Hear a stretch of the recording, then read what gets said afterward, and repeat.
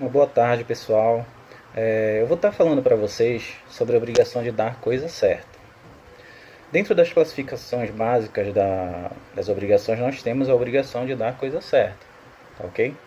Essa obrigação ela consiste em uma obrigação positiva, onde o devedor ele está obrigado a dar.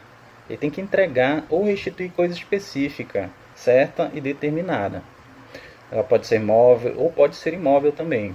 Nosso Código Civil, no artigo 313, ele afirma que o credor não é obrigado a receber prestação diversa da que lhe é devida, ainda que mais valiosa. Isso soa um pouco estranho, né? Porque normalmente o credor ele vai receber. Na minha opinião, ele vai querer receber, né? Mas não é uma obrigação. Que ele não quer dizer que ele é obrigado a receber. Por exemplo, foi feito um acordo de uma obrigação de dar e, e no contrato estava escrito, definido uma moto Honda de 150 cilindradas, de cor vermelha, de placa também especificada no contrato e o chassi também o número especificado lá. Nas condições também tudo detalhado e descrita conforme as condições do veículo. Aí por algum motivo ocorre a perda do objeto do contrato. Se o devedor ofertar para o credor dele, que seja até uma moto de 300 cilindradas, 500, 600 ou até 1000 cilindradas, o credor não é obrigado a receber. Ele pode receber sim, mas ele não é obrigado. Assim, o nosso Código Civil ele deixou bem claro, né, que por mais que o devedor se proponha a dar prestação de maior valor, aquele definido anteriormente com o credor, este não está obrigado a receber. Assim, fundamentado também no princípio, que é conhecido como princípio da identidade da coisa devida. Outro princípio aplicável às obrigações de dar a coisa certa é o princípio jurídico de que o acessório ele segue o principal, conhecido como acessorium sequitur principale. O devedor ele não poderá se negar a dar ao credor aqueles bens que, sem integrar a coisa principal, acompanham por acessoriedade, conforme define o artigo 233 do Código Civil. Pamplona Filho e o Pablo Stolze eles exemplificam dizendo que, obrigando-se a transferir a propriedade da coisa imóvel por acessão artificial, estarão incluídas as benfeitorias realizadas que são acessórias da coisa principal, se o contrário não resultar do contrato, se o contrato não resultar do contrato ou das próprias circunstâncias. Agora eu vou falar para vocês um pouco sobre o risco do perecimento ou deterioração do objeto.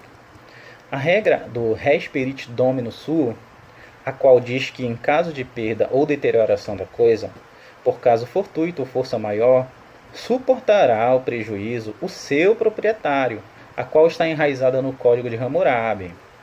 Serve de auxílio no que tange ao risco de perecimento ou deterioração do objeto. Quando ocorrer perda ou perecimento, que no caso seja o prejuízo total, são duas hipóteses que podem ocorrer. A primeira hipótese é a perda da coisa sem culpa do devedor. Especifiquem bem aí. Perda da coisa sem culpa do devedor.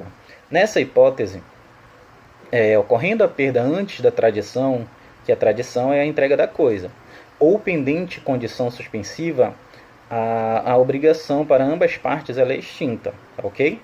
A obrigação é extinta.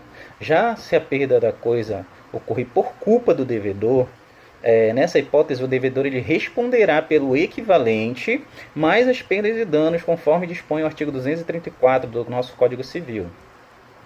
Aí também, quando ocorrer a deterioração, no caso o prejuízo parcial, antes a gente falou sobre o prejuízo total, agora no caso do prejuízo parcial, podem ocorrer também duas hipóteses, que é a deterioração da coisa sem culpa do devedor. Nesse caso, o credor ele poderá, a seu critério, resolver a obrigação ou aceitar a coisa, abatido o valor abatido uma quantia do valor perdido, conforme também o artigo 235 do nosso Código.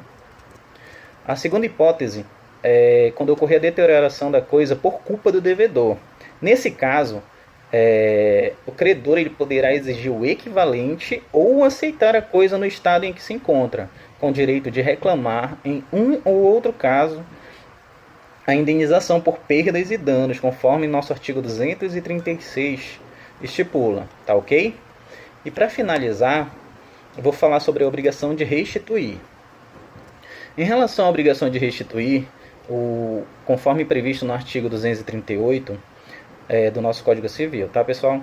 Se a obrigação for de restituir coisa certa, e esta, sem culpa do devedor, se perder antes da tradição, sofrerá o credor a perda e a obrigação se resolverá, ressalvados os seus direitos até o dia da perda. Caso este, aplicável também a obrigação de restituir, cujo objeto se perdeu, houve a destruição total, sem culpa deste. Já no caso de simples deterioração, o credor ele vai receber da forma em que ela se achar, sem direito nenhum à indenização, conforme o artigo 240. Tá ok, pessoal? Espero que estejam entendendo. Na obrigação de restituir, se a coisa se perde ou deteriora por culpa do devedor, obviamente que não poderá mais restituí-la ao credor. Ele deverá responder pelo equivalente mais perdas e danos. Com relação aos melhoramentos, acréscimos e frutos experimentados pela coisa, nas obrigações de restituir, se esses benefícios eles ocorreram sem o concurso de vontade ou despesa para o devedor, o credor ele vai lucrar, sem necessidade nenhuma de indenizar, conforme o nosso artigo 241 do nosso Código Civil define. Já se esses melhoramentos ou os acréscimos lá eles ocorreram com o concurso de vontade ou despesa para esse devedor, o artigo 242 do Código Civil ele já determina que sejam aplicadas as regras atinentes aos efeitos da posse quanto a essas benfeitorias realizadas. Já se os acréscimos eles são benfeitorias necessárias ou úteis, o devedor de boa-fé ele terá direito de ser indenizado. Atentem sempre para o requisito da boa-fé, o qual ela ainda pode reter a coisa restituível, até que lhe seja pago o valor devido.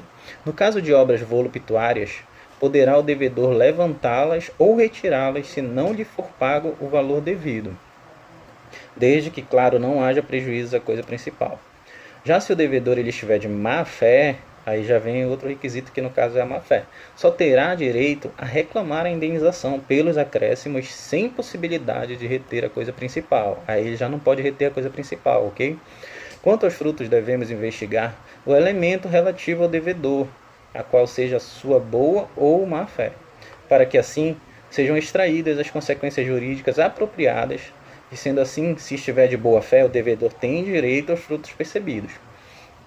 E se o devedor ele estiver de má fé, para a gente finalizar, ele deverá responder por todos os frutos colhidos e percebidos, bem como pelos que por sua culpa ele deixou de perceber, que são os percipiendos, desde o momento que se constitui a má fé, assistindo-lhe os direitos às despesas de produção e custeio. Ok, pessoal? Essa foi a minha parte, espero que vocês tenham entendido.